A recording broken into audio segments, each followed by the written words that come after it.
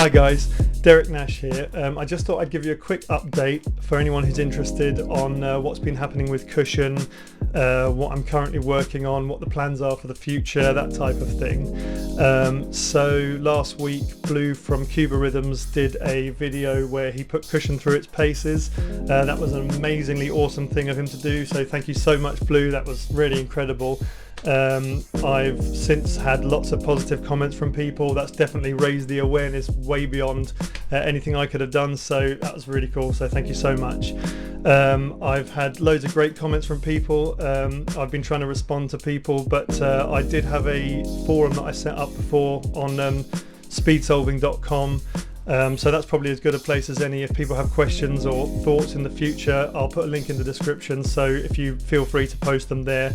That's probably easiest.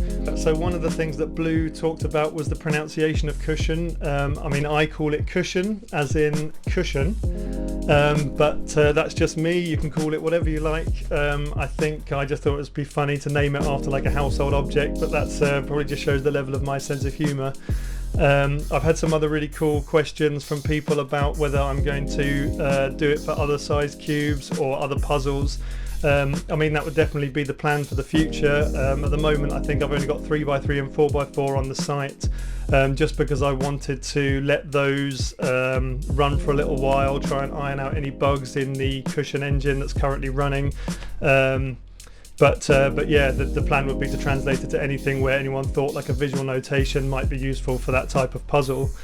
I had an Instagram message from Rowan Fortier, who had a sketch for a Pyraminx. I mean, I haven't done that myself, so I don't know how that would work yet, but it's definitely something which I would build in once I've figured out how that would work.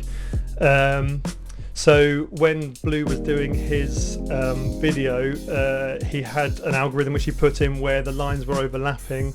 That shouldn't happen. There should be a part of the engine that looks for that type of thing and tries to avoid it. So I've done an update to that now, so hopefully that's that issue resolved. But if anyone spots anything like that where there is anything funny happening, then just send me the algorithm that you're working on and I'll be able to recreate it then and debug it and then go through and find out why it's doing that and then hopefully try to fix it. I mean, as a few people have pointed out, if you ever get to the stage where your code is getting a bit tangled up, then you can use commas to separate it into as many different sections as you want to. I also put in some options following some feedback from people on the speedsolving.com forum to break it down into sections, so it automatically breaks now, or you've got the option of having automatic breaks after you've got a certain number of sections in your or pieces in your section. And you can also it'll also look for certain triggers like sexy and sledge and that kind of thing and automatically break it down on those. So if you do have a trigger that you think should be in there as well, if you use an algorithm and you realize that you think it could be broken down, then let me know and I can add that to the list of triggers that it's currently looking for. I did an update to the website today where I've put in the option to get a link to your clipboard, which is the URL for the CuSHan website with the algorithm that you're currently working on the end of it. So once you've copied that link, then you can send that to anyone and all they have to do is click on it and then it will go to the CuSHan website with that algorithm already loaded in. So hopefully that might make it easier to send algorithms around from the CuSHan site. I've had a question from someone about whether you can save the CuSHan to a PNG file. At the moment that's not possible, but it's definitely something I can add in the future. And in the meantime, if you want to get a PNG file, then you can download the SVG files from the site and then use something like Inkscape to create a PNG file from that. In terms of the future, the things I'm currently working on, if anyone follows me on Instagram, they would have seen that I've been having fun decoding the signal from a stack map timer. So the plan is to be able to interface this with the website and have user management and that kind of stuff so that people can track their solves over time. They can group their different things that they're working on in their solves.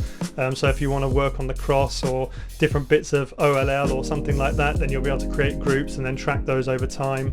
I've also got things like a game on the cards, but that's something which I'll probably do a video about in the future while I work out how that's all going to work. So in terms of other videos that I'll be doing, I've had some questions from people about how I did things on the CuSHan website and in the promo video that I did. So I'll be doing some videos in the future about how those work, so that anyone that's interested in web development or anything like that, they should hopefully be able to find those useful so they can bring their own ideas to life. So I think that's about it for this video. So just one more massive thank you to Blue for putting the video up that he did. That was an awesome thing of you to do. Yeah, so thanks very much for watching this video, and I'll catch you on the next one.